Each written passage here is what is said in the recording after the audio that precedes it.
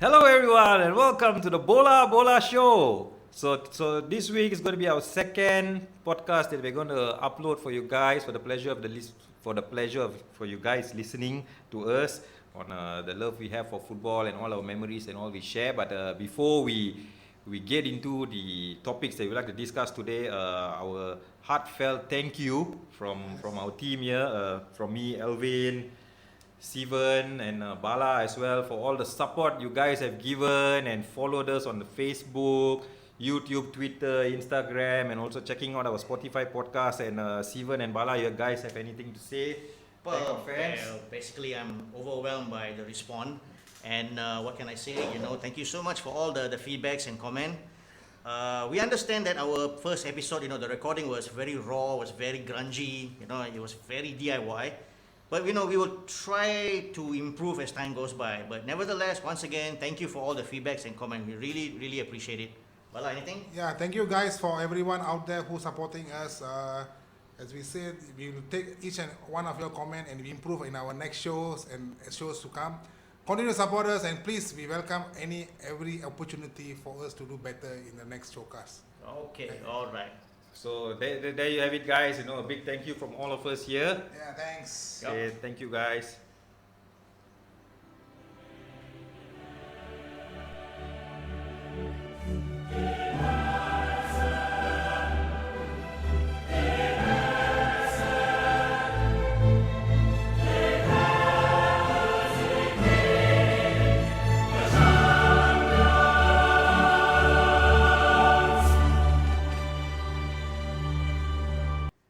Okay, now let's look back at this week's Champions League results.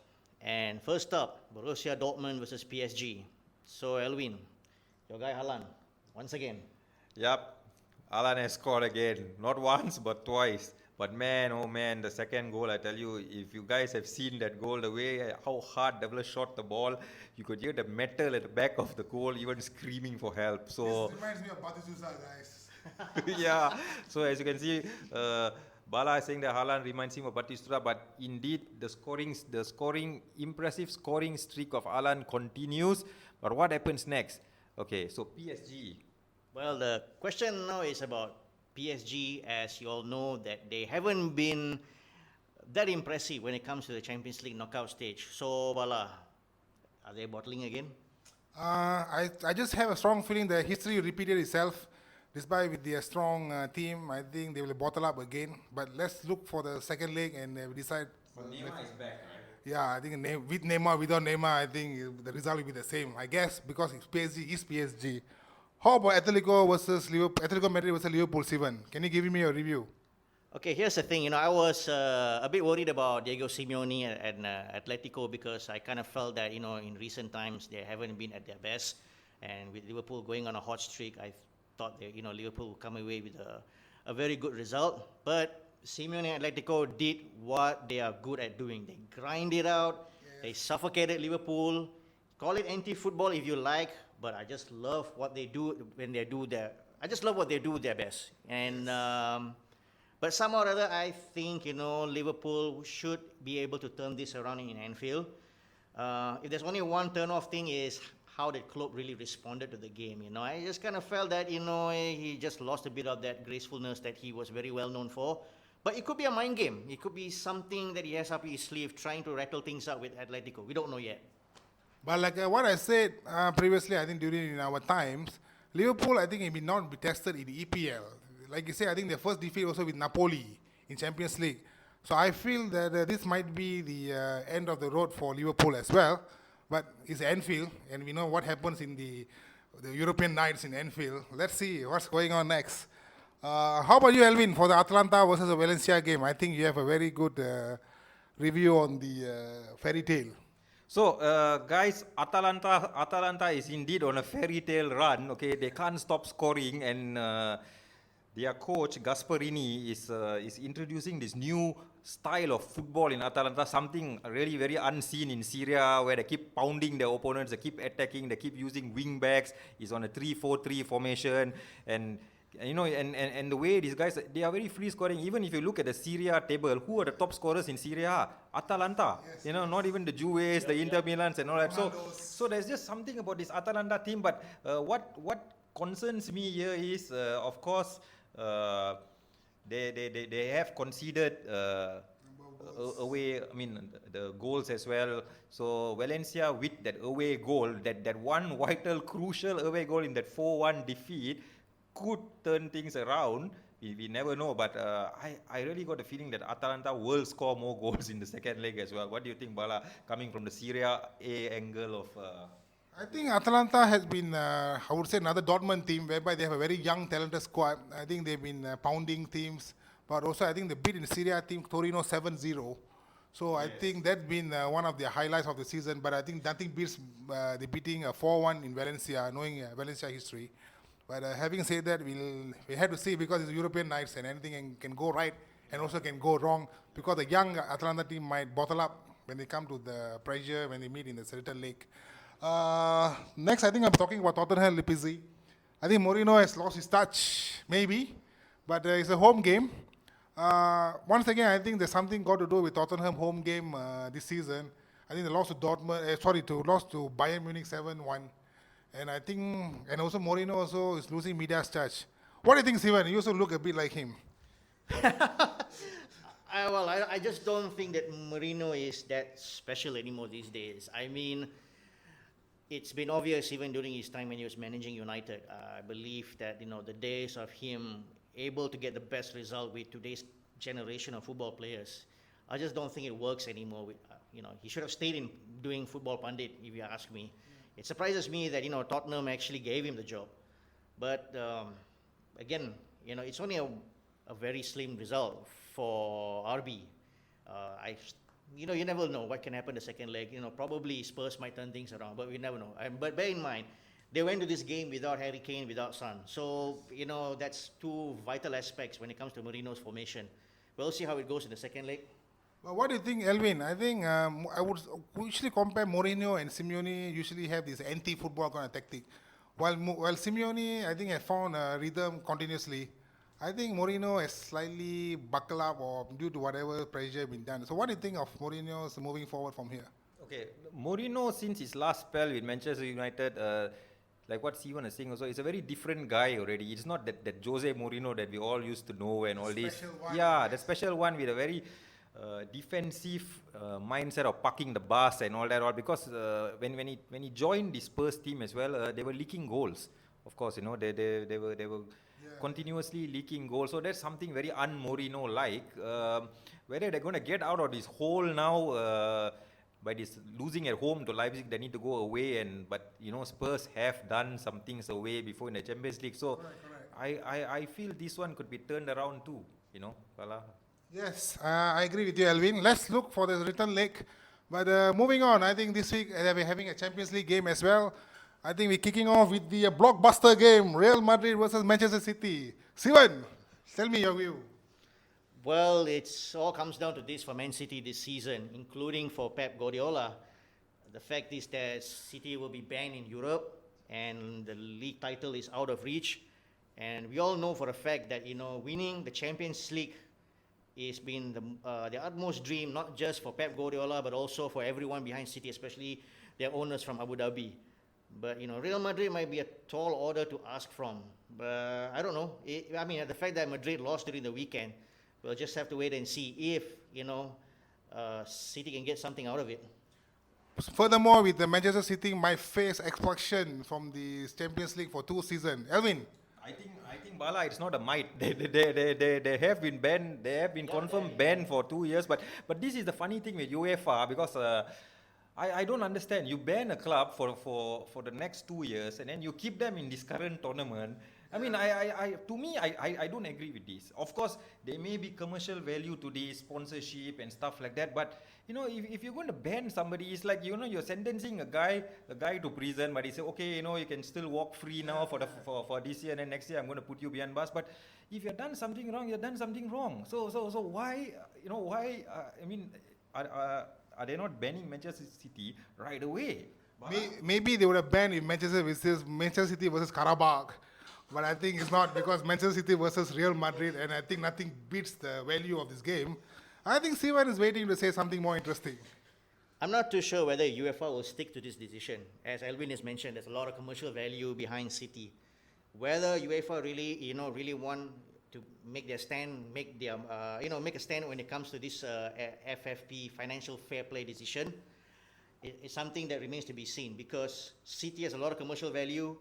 You don't want to lose one of your most precious team in your most biggest competition for 2 seasons. I'm not too sure whether this is going to stand or not. I think whoever City's owners, lawyers are going out in full gear to go against UEFA. Okay, Sivan. So what is the prediction? Manchester City, Real Madrid, Manchester City. I'm going to stick to a 1-1 draw. Alvin? In this case, City will score, but I'm going with a Real Madrid win 2-1. I'm going for Real Madrid draw 1-1.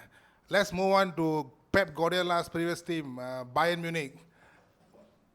Chelsea versus Bayern Munich. Alvin? Okay, so Chelsea versus Bayern Munich. Chelsea at home against the Bayern team on form, and Chelsea as well just defeated Mourinho's Tottenham Hotspur the league over the weekend.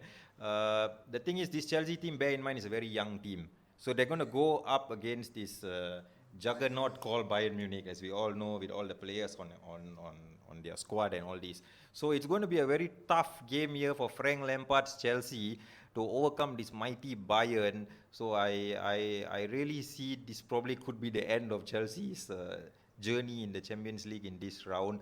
But you guys may have other opinions about this. What do you think? I think, Alvin, maybe you're right because Chelsea have inexperienced squad, but also it might sound like Atlanta as well. They might turn up. So I'm not sure. I think in terms of prediction, I'm going with maybe Bayern Munich winning 2-0. Sivan, what's your thought? Well, London has been Bayern Munich's second home. You just need to ask Tottenham, you need to ask Arsenal. Yeah. So I think Chelsea is just going to be just another cakewalk for them. That's just my view. Yeah. Okay, so in this case, I'll go for Bayern win 2-0. All right. Next up, Lyon Juventus. Being my favorite team, Juve. I think with Ronaldo on form, so let's see what he does. But I think Juve we should have win, despite they are having a Sarri ball issues there. Hopefully they won't be sorry in Lyon. So let's see how it goes. But I believe Juve having a squad to at least capable of handling Lyon, at least to a draw. But in football, anything bust, the prediction can go right. So, Sivan, what do you think? I think it's just pretty obvious. It's going to be Juve's game. If Juve can't take anything out of this game, then of course, it might be a good result for Lyon, but Juve can always turn things around at home. But I think for this game, Juve should able to win 2-0. Alvin? Yeah, same thing. It's going to be quite a straightforward game. I think here Juve to take the tie over 2 legs, and this game they'll probably win 2-1. I think finally we all agree this one thing, Juve winning 2-0. All right, moving on next. Another blockbuster game, Napoli versus Barcelona. I think we will see a Gattuso finally facing off with the mighty Messi. Let's see how it goes. Sivan, your thought? Well, there's a lot of been happening with Barcelona recently, with the board and all that. But I think, the result over the weekend, Messi scoring hat-trick within 45 minutes. I think, they are going this game in a much better spirit. They should be able to win this game. I think they will come out with, let's say, a 2-1 or 2-0 win, in my opinion. Elvin, how about you, the Maradona? Yeah, so this, in fact, this is, we can put this as a Maradona testimonial game. Okay, for both of his former clubs playing each other, but basically in this case, Barca seems too strong for Napoli. Napoli may give a fight, but Napoli is playing at home. So in the end of the day, I still go for Barcelona win by a single goal. For me, I think I'm going with Napoli because I think recently Napoli beat Juventus. I think it was also an interesting game, and also with the antics of Gattuso will be interesting in the sideline. But let's see, it's Barcelona, with Messi's Barcelona on form. So hopefully everything goes well, Napoli.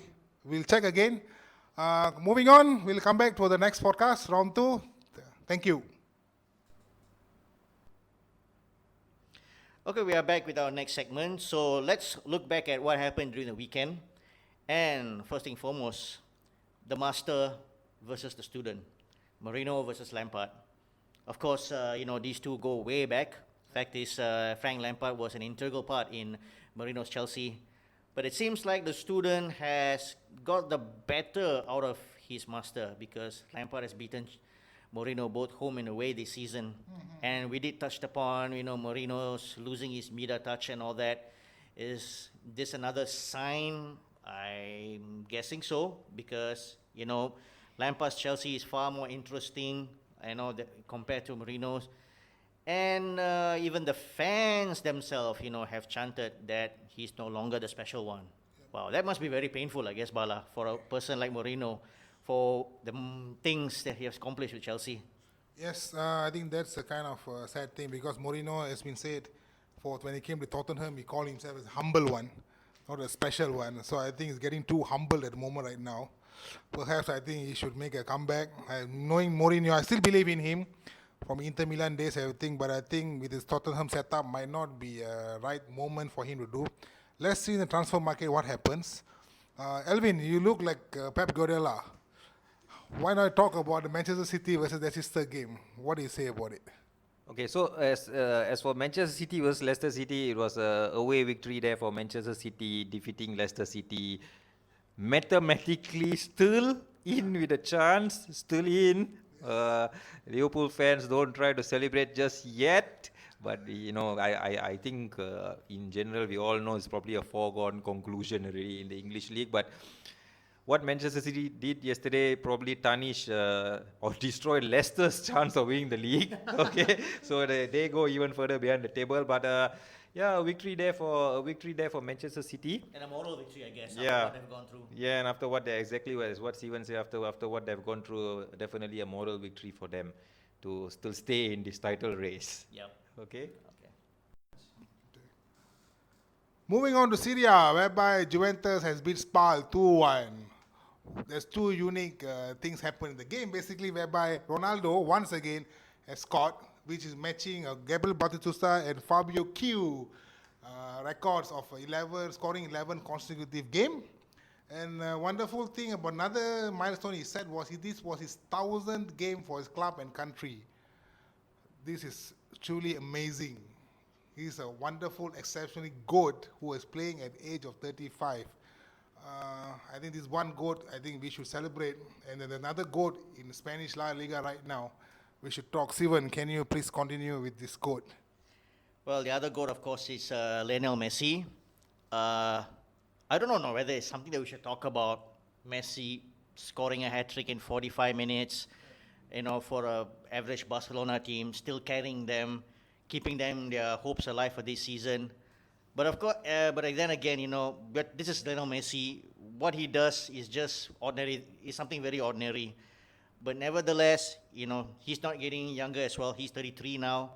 And the fact is that we just talked about two GOATs who are already, in the prime of their career where, most of them tend to fade away, tend to show signs of declining, are still doing it. Means there's only one thing that we football fans need to do is to appreciate them while they are still there.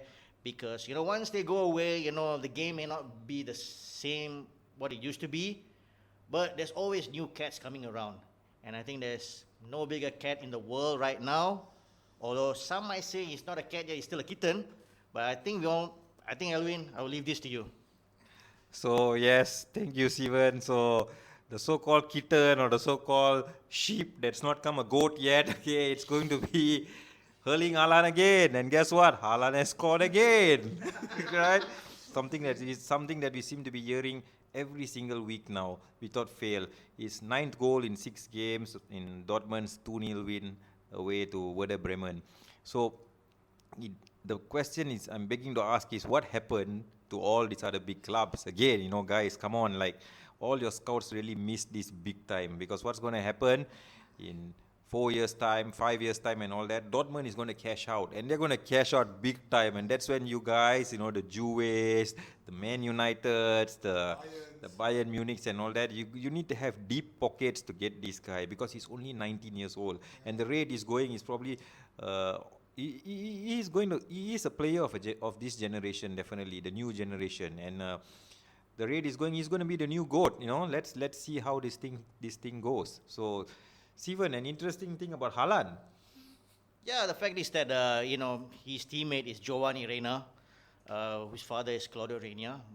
And, of course, both Claudio Reina and Erling Haaland's father, Alf-Inge Haaland, were both used to play for Man City. And, looking at the football today, we have these two young players, and we also grew up watching their dads playing. Well, doesn't make us feel any younger, I guess. But, this is football. Football is everlasting.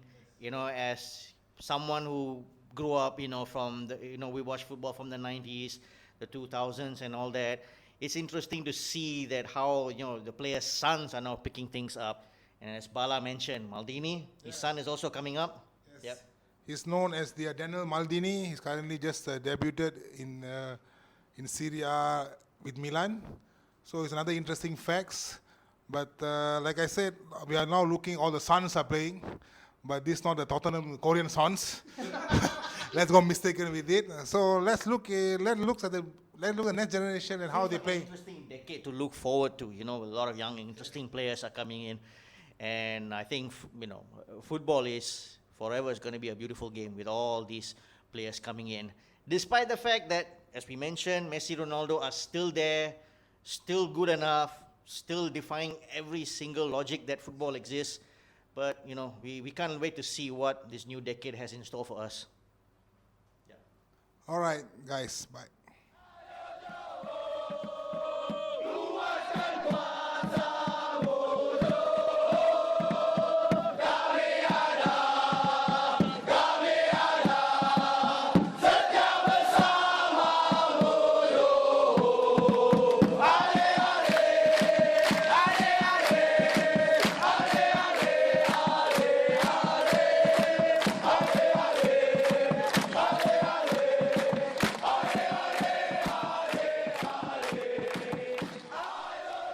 Okay, we are back now in the second segment, and of course, it's not just about European football. You're from Malaysia, so we also have to talk a little bit about Malaysian football. And over the weekend, what can we say? It's all about JDT. They just opened the new stadium, Sultan Ibrahim Stadium, and oh boy, what a ceremony it was. We had is she a former pop idol or what, Fear Factor? We know something. Leona Lewis. Yeah, of all the people, like even Leona Lewis was over in town. Wow, JDT. Kudos to you guys, amazing opening, launching of your stadium and those lights, this extravagant display, 3D graphics with a tiger jumping from the roof, from one end of the roof to another. I mean, it was something very unseen before in Malaysia. And then to top it up, the stadium is actually a very impressive stadium altogether as well. If you guys looked at it, it's really a true blue football stadium. No running tracks, the fans get as close as possible to the field. Not sure if we're going to see some pitch invasions and all this before, like we have seen in some of the leagues. It could be good, who knows? Let's see how it goes. Yeah. So, Bala, have anything to add to this? I think TMJ has set a standard in Malaysian football by raising up the bar again in terms of the stadium setup, organization. I think he has benchmarked with a lot of European clubs such as Juventus, Atletico Madrid, and etc. etc. But I think this is a very good start. Already an impressive resume by him. Let's see where he goes. Sivan, what do you think of this entire Johor setup with this? I think they're getting stronger and stronger, and I think there's not much of competition. Are you? Well, yeah, the whole talk in town is not just about where do JDT go from here, but who is going to compete for second place, which, I don't really find that something impressive. I think, it is vital that every team know for the fact that JDT is setting the standard, and it's time for them to raise their bar as well. But all this, reminds me of back in 1994 during the World Cup when Selangor first officially opened Shah Alam Stadium. Back then, for its day, it was a masterpiece stadium. I'm sure, Elwin, you have a lot to talk about this, Yeah, I mean, back in 1994 when the Shah Alam Stadium first opened its doors, all of us could not imagine us having an 80,000 seaters stadium, huge, big inside. It was a giant. When you drive by Federal Highway, you can see that masterpiece there, at the side of the road, and you just want to step foot inside that. So of course, in 1994 also was the birth of the Mitsubishi Invitational Tournament, right, Bala? So maybe you want to let us know what happened there. I think this was a very interesting tournament with the likes of the Bayern Munich, Flamingo, Leeds, and I think the first official game was Selangor versus Dundee United. But one piece was interesting to me was the Selangor selection was Bruce Grobler was playing with the Selangor team. But interesting enough, Johor new official stadium coincidentally with the Selangor 84th anniversary. With Selangor having their own internal issues. Sivan, what do you think? Well, the issue with Selangor, of course, it's the fact that, Shah Alam Stadium is still not yet qualified the safety standard whereby a football match can be allowed to be played there. So they are still deliberating on whether, which venue are they going to choose. I've been told lately, most likely it's the Kelana Jaya Stadium, but, that's yet to be decided. But what makes this whole thing interesting is that while JDT is having their official launching of their new stadium, Selangor celebrating their 84th anniversary, it brought back to the whole idea of an article I just recently wrote, between these two sides. Because the fact is you have one team whereby, has a long, tremendous history of success in the past, but today it's almost like a past relic. And when you have JDT, which is a Malaysian football team of the 21st century, doing everything right, whether it's things on the field to the stadium and all that, including their performance in Asia. Well, I don't know whether it's this the beginning of an interesting rivalry between these two teams. Well, let's hope and see. And I'm sure when it comes to Selangor and Johor, Elwin, I'm sure that's another memory for you, right? Yeah, so definitely Selangor and Johor brings back lots of memories. And one great memory I have was back in the 90s when Selangor and Johor played in the Malaysia Cup final in the early 90s.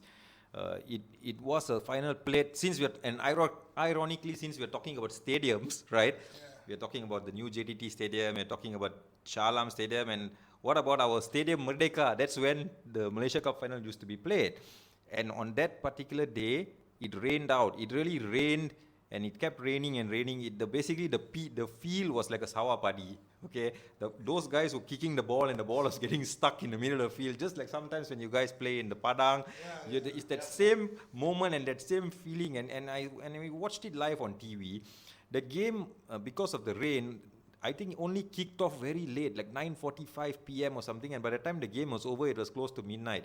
But it was very heartbreaking for a Selangor fan because in the end, Selangor lost that game 3-1 by a Johor team led by this trio of Irvin Boban, Alistair Edwards and Abbasad. So it was really an unstoppable Johor team that time. But of course, Selangor and Johor was already something that goes back quite some time back. So this really brings back lots of memories to me when it comes to Selangor and Johor. You have anything to add or anything to pump up the Selangor team, Bala, or any advice you have for Mr. Satya Nadan, as the coach of Selangor? Basically, like I said, my love for the football started when Selangor versus Perak. Knowing Selangor as the Red Giants, I believe the tradition still belongs to you. You are still a kingpin of Malaysia. You already set a standard of a Malaysia Cup to 33 times. I think that hopefully management of FAS will do some miracle job, at least try to sustain or to at least give competitive to Johor, because like what I said, we have seen many times in European games, etc., whereby the fans would form is temporary, class is permanent. You might not have the form right now, but you do have a class. So I hope this is my official request to Selangor, with the Selangor management of Selangor fans, please do something to revive back the league, revive back the team, and to bring back the glory days, whereby even Diego Maradona find it tough time to break our team. Having said that, thank you guys. We'll come back shortly for our next review. Merah kuning keberanian menempuh segala halangan. Sekali melangkah buktikan kemampuan. Selangor Darul Ehsan. Selangor Darul Ehsan.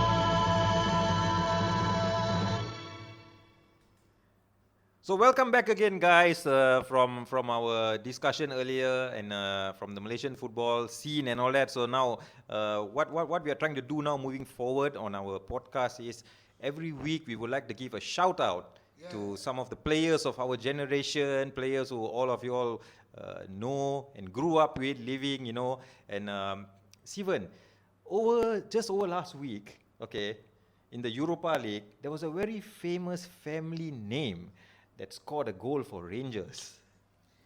Yep, the name is Haji, and if you're thinking which Haji are we talking about here, it's George Haji's son, the Romanian legend. He scored the winning goal. I think it was in the 90th minute or something, I can't remember. But basically, that goal raised a lot of eyebrows because it reminded people how brilliant his dad was. And You sure, Sivan, it was not Mustafa Haji? no,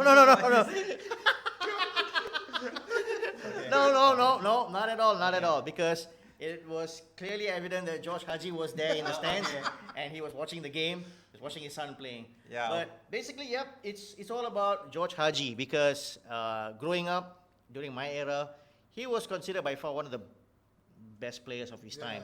And again, this is a moment where we want to pay tribute to him. So, guys, what's your most fond memory about him?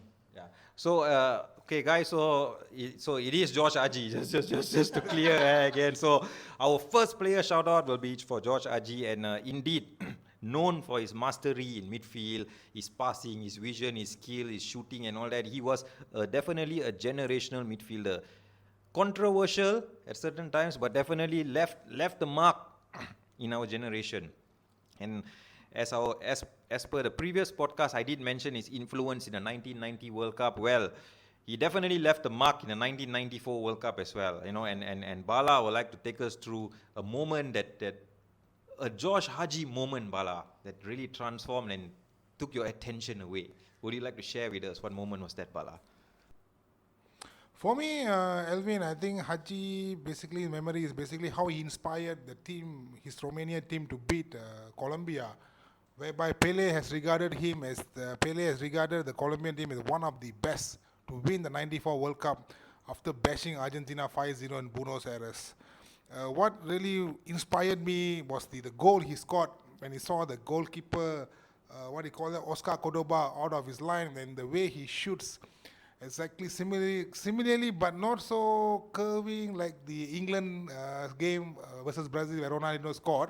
But it was a free kick. But what differs Haji was the game in the running game.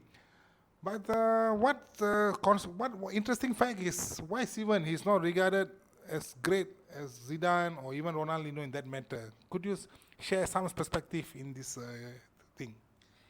Well, I think, in George Haji's perspective, his career, the best part of his career has always revolved around the Romanian national team. Never mind for a player whose CV has played for both Real Madrid and Barcelona.